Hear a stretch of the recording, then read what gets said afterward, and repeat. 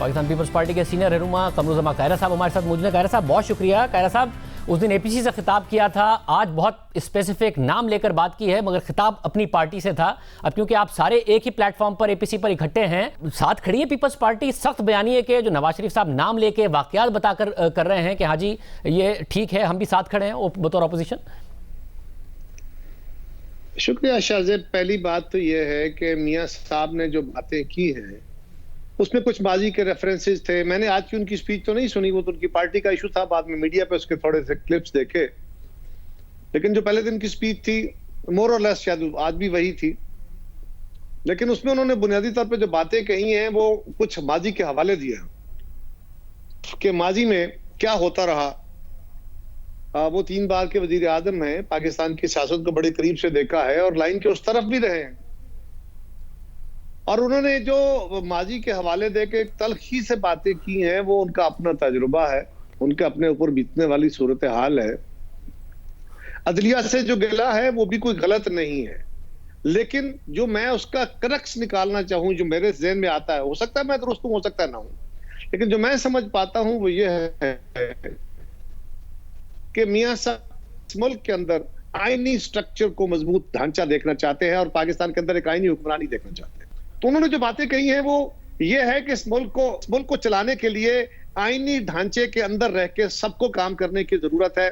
यही वो वाहिद रास्ता है जिस पे चल के तमाम अक़वाम ने तरक्की पाई है, और ये बात पीपल्स पार्टी पिछले 45-47 साल से कह रही है। अब नजर आ रहा है कि ऑपोजिशन इदारों से ये कह रही है कि इस हुकूमत को जो आपकी सपोर्ट है उसे विड्रॉ कीजिए, कि उस पर एक प्रेशर डाल रहे हैं, जो बयानिया उनकी तरफ से बनाया जा रहा है।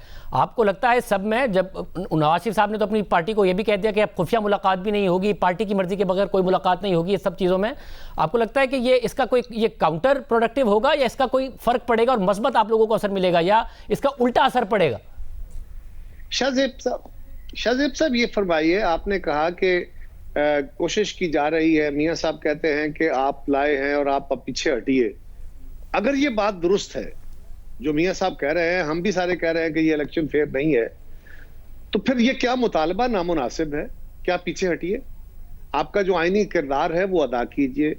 आपको अगर हुकूमत वक्त दिफा की बात करती है तो दिफा कीजिए। इंटरनली कहीं उनको जरूरत पड़ती है, कहीं इमरजेंसी की सूरत हाल है, फ्लड्स है, खुदा न खास्ता और सूरत है, एक्सट्रीम सिक्योरिटी सूरत हाल में अगर आपको मदद तलब की जाती है तो बिल्कुल हुकूमत वक्त का कहना मानिए, लेकिन जो काम आपका आईनी तौर पे नहीं है वो नहीं करना चाहिए। क्या अगर ऐसा है तो क्या हमें ये मुतालबा नहीं करना चाहिए? ज़ाहिर है गिलानी साहब की भी शिकायत थी, फिर नवाज शरीफ साहब की भी ये शिकायत थी कि जी हमें इदारे कमज़ोर करते हैं, हुकूमत नहीं करने देते। यहाँ तो उलट है, यहाँ पर वज़ीर आज़म कह रहे इदारे मेरे साथ खड़े हैं और जो मैं कहता हूँ वही करते हैं।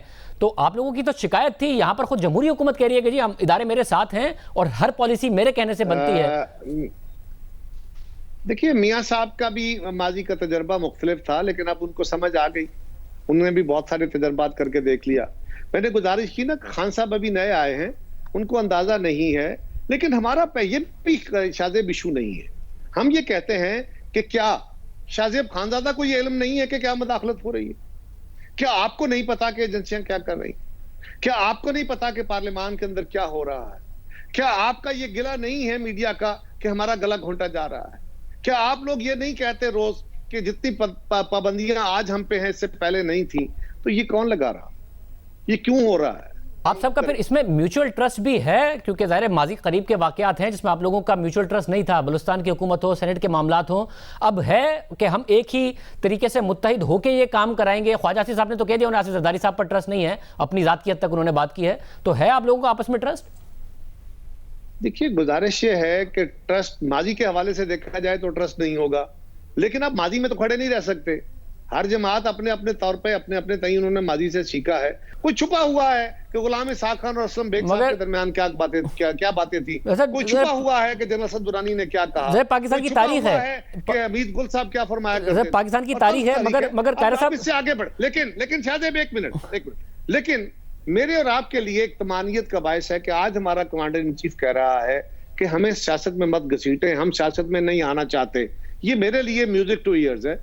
अब अगर वो डेमोन्स्ट्रेट कर दें, सियासी जमातें अपनी विल, अपने वादे वो डेमोन्स्ट्रेट करें, लोगों के साथ कमिटमेंट को वो डेमोन्स्ट्रेट करें, अपने अंदर डेमोक्रेसी को डेमोन्स्ट्रेट करें, अदलिया अपने फैसलों के जरिए इंसाफ डेमोन्स्ट्रेट करे, मीडिया डेमोन्स्ट्रेट करे, तो सिविल सर्विस जो है वो डेमोन्स्ट्रेट करे। ये डेमोन्स्ट्रेशन लोगों को ट्रस्ट दिलाएगी, अदरवाइज कोई रास्ता नहीं। अच्छा खैर साहब, आपको इस सारे के सारे प्रोसेस में अगर आप नून लीग के पास लूज करने के लिए कुछ नहीं है, ना कोई हुकूमत है, आपके पास सिंध की हुकूमत है, दूसरी तरफ आपके ऊपर केसेस हैं, तो क्या आप सिंध की हुकूमत कुर्बान करने के लिए इस प्लेटफॉर्म पर तैयार होंगे, या फिर अपने केसेस में अगर आपको रिलीफ मिलता है तो आप इस प्लेटफॉर्म से पीछे हटने को तैयार होंगे?